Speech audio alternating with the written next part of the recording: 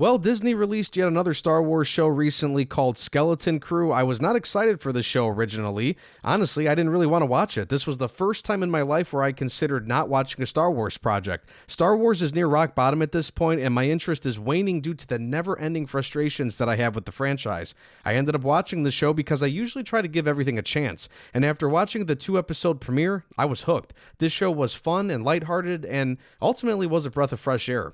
And this is a show that I think is perfect for introducing kids to Star Wars, but I also think it's enjoyable for the older audience. And look, I understand many fans out there want more than just a kids' adventure show, and I share the same sentiments, but for what it's worth, this show is worth a watch. As I continued to watch the show every week, I told myself, don't punish this show for the franchise's many mistakes. Unfortunately, the show has suffered the same fate as the Solo movie. More on that in a little bit.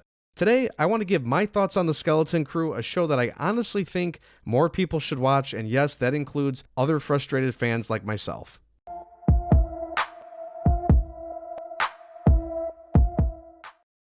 Skeleton Crew is considered to be the Star Wars version of The Goonies, and that's the perfect way to describe this show. It's fun, it's lively, and it focuses on a group of kids that end up leaving their safe and secret planet to embark on an epic adventure that they never planned for. The show takes place about 5 years after the fall of the Empire, so it sits within the timeline of The Mandalorian. The children discover a mysterious object and they venture out into the woods. They end up activating an old ship that takes them off their planet and into the galaxy away from Ad Aden, which features a utopian suburban-like setting. Now, some people say it looks and feels too much like Earth, and yeah, it pretty much resembles Earth, but I didn't really have a problem with it.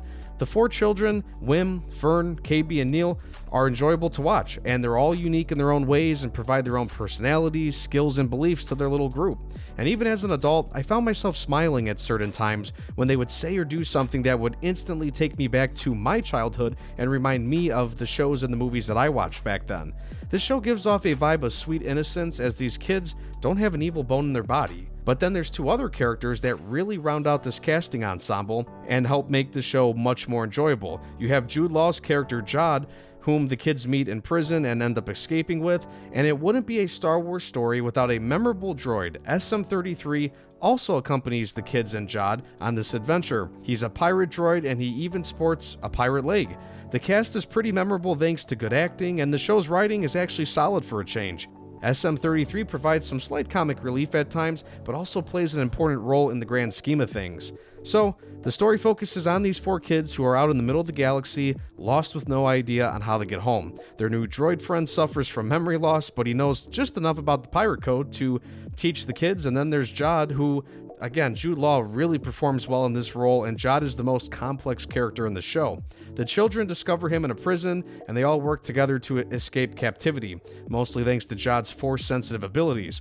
Once they escape captivity, Jod and the kids team up. The kids don't trust Jod completely as he maintains a shady, mysterious persona, and Jod ends up becoming an untrustworthy guide and mentor to the kids. Now, Skeleton Crew is an 8-episode adventure that feels more like a movie than a show, and that's another refreshing thing about this show because we have seen time jumps and many focus shifts between plot points and characters in a lot of the other Star Wars shows over the years. And yes, our group of characters travels to different planets and they encounter different challenges, but the story basically continues from one episode to the next with very little jumping around. The kids have the ultimate goal of getting the coordinates to return home to Ad Aden. The planet is hidden from the rest of the galaxy since the planet is home to a huge mint that creates Republic credits, old Republic credits. And it's the perfect place for a pirate like Jod to plunder. I don't like recapping stuff word for word or scene by scene, so I'm going to kind of recap quickly here so I can give my main thoughts on the show. So the group travels to a couple different planets on their search for the coordinates for Ad Aden. The group is challenged in different ways and they encounter different foes, and the kids struggle, but they always find ways to persevere with the help of Jod and SM-33 at times. There's good character development between the kids throughout the show as they go on these adventures. The kids learn a lot about themselves and those that they meet on the different planets that they visit. They have to grow up essentially in order to survive and make it out of the situation. So the group eventually finds the coordinates for Ad Aden, and Jod betrays the kids. Jod teams up with his old pirate buddies, and the kids are left to fend for themselves, and both the pirates and the kids rush to get back to Ad Aden. Jod and his pirate crew take over the town and capture the citizens, and here's where things get interesting with Jod. For most of the show, he just comes off as a shady character who's looking after himself. Yet he does take care of the kids in a few situations early on, and when he betrays the kids, he really does seem evil, but he's not Sith level evil. I feel like I never truly appreciated Jod until the finale because we really learn that he is a complex character that has more to offer. And as we get into the finale, we know Jod's goal is obviously to access and plunder Ad-Aden, and in his final confrontation with the kids, we learn about his past, which is the fuel for his current motivations. His desire for wealth stems from his difficult childhood. He lived in poverty and he struggled with hunger. Unlike most villains, Jod isn't looking to rule or control territory or people. He simply wants to acquire riches. His goal isn't to be a dictator or hurt people on Ad-Aden, and he states that to the kids and their parents. He basically wants to become the new supervisor and watch over the citizens as they continue to work at the Mint and throughout the community. Jod now seems to be more of an anti-hero rather than a flat-out villain. And the only thing that really sucks is that we get this near the end of the finale, because right after this, the kids save their parents and neighbors and are able to get out a distress signal that is sent to the New Republic, and then they come and save the day with X-Wings and B-Wings in a pretty cool dogfight battle. The pirates are defeated and then Jod disappears. We don't see him again, or we have no clue what he's doing now. I'm assuming the writers are hoping for a season 2. They have claimed that they have an idea on what to do for season 2 if it's greenlit, and the finale was good, but I do feel like it was kind of rushed. A lot of time was dedicated to the little adventures on all the other planets, but then when we get to the finale, it seems like it was brushed over pretty quickly. But what are you going to do when you only get 8 episodes, which is usually one of my #1 complaints with these shows? These writers have to rush because they are only given so much time to create and tell such complex stories. The followers of my channel know where I stand with Star Wars right now, and I have been calling for Disney and Lucasfilm to dive back into the lore and bring some of those stories to life and put them on the big screen or make some shows.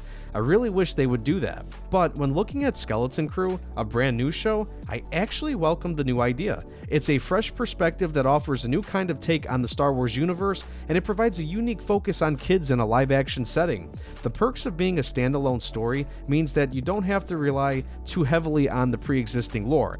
But they did actually include enough of it to make it feel like a Star Wars show. Older fans, in my opinion, would appreciate this show thanks to its strong 80s adventure vibes, like I said earlier, similar to the Goonies. And as I said earlier, I enjoyed the performances from all of the actors. Jude Law was fantastic as Jod, and he gave one of the best performances I've ever seen for a character that is portrayed like an anti-hero.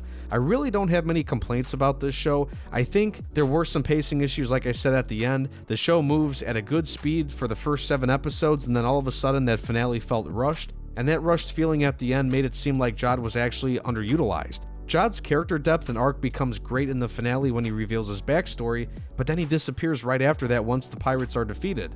I've seen a lot of people complain about the show not being memorable because it really didn't have anything to add to the greater lore of the franchise, and I actually do agree with that. I worry that I will forget about this show because while it was a great experience, it was short-lived. It needs more content to become etched into the halls of great Star Wars content. And I fear they will not get a chance to make a season 2 because the viewership for the show was horrible. According to the Nielsen ratings, the show premiered with the lowest viewership of any Star Wars series in its first week. The 2-episode premiere scored less than 382 million minutes watched. That is almost 20% less than The Acolyte. Let me repeat that. This show did worse than The Acolyte. Skeleton Crew also became the first series in the franchise to fail to debut in Disney Plus's top 10 originals. So here's my take on this. I feel bad for those that worked on this project, Skeleton Crew, because the show was solid in my opinion. It was very enjoyable, very well done. Now, unfortunately, the show suffered just like the Solo movie did. I know that that movie was hit or miss with people, but I personally really enjoyed that one too, and I didn't think the movie deserved to suffer because of The Last Jedi. But if I was at a meeting with Kathleen Kennedy and the other executives at Disney and Lucasfilm, I would just simply raise my hands up and shrug my shoulders. I mean, at this point, what do you guys expect? This franchise is near rock bottom. People don't care for Star Wars anymore. And for as good as this show was, it's not the kind of story that's going to pull Star Wars out of the massive hole that it's currently stuck in. This will continue to happen until they really create something good, until they really create some cohesive plan and get us some movies and shows and find something on the timeline that they're going to work on for the next 5 to 10 years. They just need to create something that the masses really want, and until they do that, this kind of stuff will continue to happen. While Star Wars is still in a tough spot, I personally think The Skeleton Crew is a small bright spot. This show is worth the watch in my opinion. If you have kids, this is the perfect adventure kind of show to sit down and watch with them and enjoy, and maybe introduce them to Star Wars for the first time. And honestly, I'll take the Skeleton Crew story any day over the Acolytes. Well, thanks for checking out the video. Let me know your thoughts on the Skeleton Crew down below in the comments. I'd love to hear what you guys have to say. Consider subscribing for more. And for those that follow the channel, thanks for tuning in and for your support. Take care, everyone, and see you in the next video.